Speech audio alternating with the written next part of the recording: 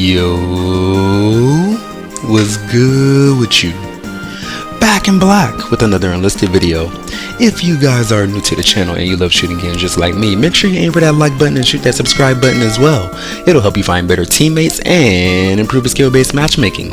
At least I hope so.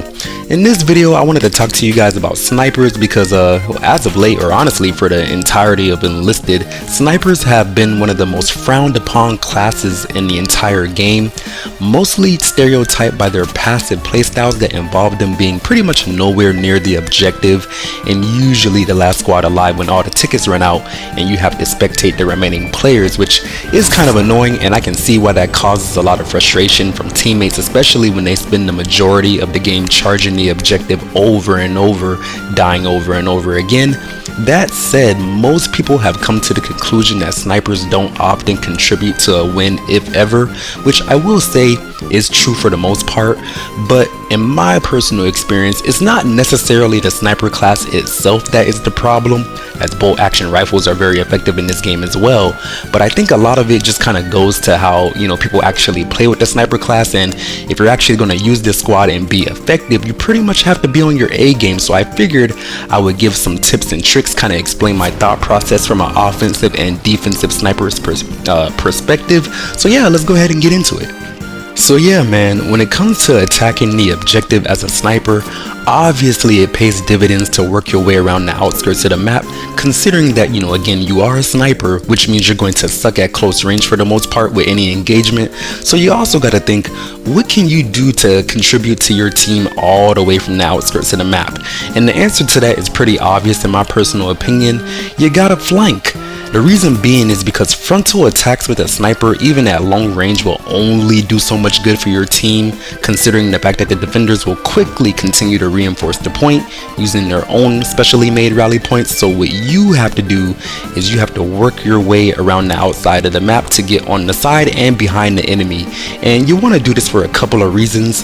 The first one is because this will obviously allow you to get up a really good flanking rally if you add an engineer to your sniper squad to attack the enemy from unexpected angles. Number two, getting a good position off to the side or behind the enemy will usually or typically yield you very advantageous angles to snipe the enemy from, especially with less cover. And if the enemy wants to even deal with your squad once you get to the side or behind them, essentially they will have to end up diverting an entire portion of their defense to come and find you, which will make it easier for the rest of your team doing the frontal assault. My third and final point from an offensive perspective is that you want to work your way around the outskirts of the map, and the reason being is because you'll also be able to find angles which the enemy are reinforcing from, and since your weapon is scoped, this allows you to make very precise marking, which can be very useful for your team, whether it be infantry, tanks, planes, or anything of that matter. And another neat thing is that is very useful with snipers is that they can also have a radio man to call in artillery and keep your team acutely aware of enemy positions.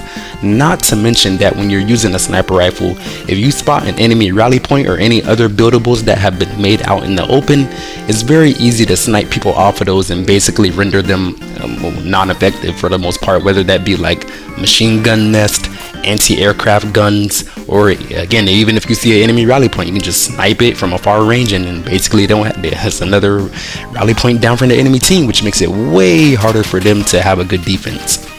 Once your team captures the first objective thanks to your offhand flanking rally and your sniping heroics, essentially you kind of just want to rinse and repeat the process until you win the game.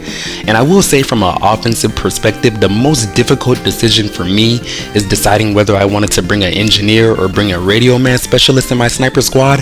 And I will say it does kind of suck, generally speaking, that you can't bring both, because I feel like with the long range scope and the advanced marking that you have the ability to do with sniper rifles, being able to have an engineer for building rally points and having a radio man to call in airstrikes on the enemy objective when you're attacking anyways would be a game changer and make the sniper that much more useful. But I'm pretty sure it was a strategic decision on the developer's side to not give you the ability to call in unlimited airstrikes and get up rally points all the time. But neither here nor there. Probably going to transition over to talking about defense as soon as this game finishes out.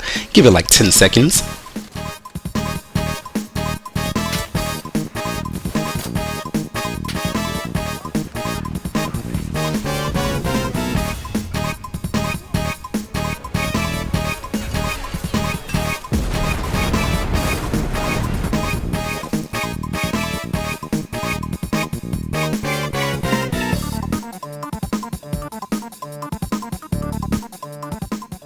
Alright, so now that we're back, let's talk about defensive sniping. This side of the coin is definitely more suitable to snipers since they no longer have to focus on flanking per se. They can now focus on finding the best vantage point to defend from. And to speak on vantage points, I would highly recommend finding a position that is perpendicular to the objective so you can still defend at least one flank. And of course, I highly implore you guys to find a position that presents any type of high ground advantage, which is also the bread and butter of using sniper rifles in general. It's still great to get up a rally point before seeking out said position, because the more rallies you have up on offense or defense, the better it's going to be for your team. And the reason that I say you should or you must be in a perpendicular position to the objective is because you want to always have a direct line of sight on the objective so you can snipe enemies off the point when they actually run up and try to take it. Also, the same way you would try to pull up those sneaky flanks on offense, you will now be presented with the opportunity and low-key have the responsibility of marking any sneaky flankers you see with your high-powered scope, as regular infantrymen won't be able to see anybody from their ground level positions near the objective. So yeah, pretty much as far as like letting your team know where the enemy is coming from, that's more or less going to be your responsibility. The last notable point that I wanted to add about sniper squads from a defensive standpoint is that radio men as a specialist are definitely a lot more feasible on the defensive side than on the offensive side. The reason I say that is because even if you don't have an engineer as a sniper squad on defense, hopefully, now I'm not even going to say usually, but hopefully you can rely on your teammates to get other ones up. And usually, since you're playing defense, you don't have to worry about spawning super far away from the objective, which usually gives you a little bit of leeway as far as who you can or who you should bring as far as specialists in your squad. That said, the effectiveness of a radio man usually has a lot of pendant tendencies on how open the map is. So if you're playing on a map that doesn't have a lot of buildings, or the point isn't on a building at the very least, then of course he will be a lot more effective. But again, this is just speaking from a defensive standpoint. I used it in this game and it was pretty effective, but if I was playing the offense, or if it was a map that had a bunch of buildings, then I would probably just use a sniper squad, or tell you guys to use a sniper squad that had an engineer inside of it as a specialist instead of a radio man. But it is all personal opinion at the end of the day. What I actually wanted to ask at this point, since I've given all my tips, is what do you guys think?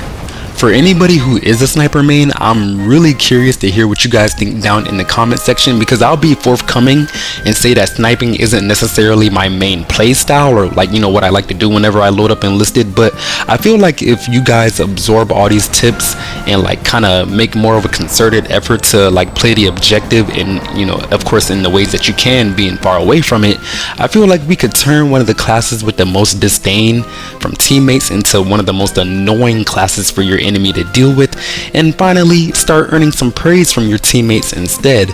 But like I said, let me know what you guys are thinking. For anybody who is a sniper main, are there any strategies that you guys like to use with your sniper rifles that contribute to you generating more wins, generally speaking?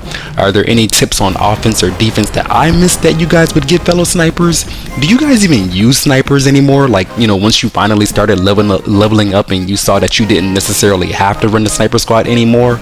Let me know down there in the comments. I'm just trying to be a little more expansive, and always trying to try different play styles and see how effective they can be and how useful they can be as far as generating a win. So just trying to encourage some discussion in the Enlisted community, because from what I have seen, snipers are hated, and they have been hated for a long time.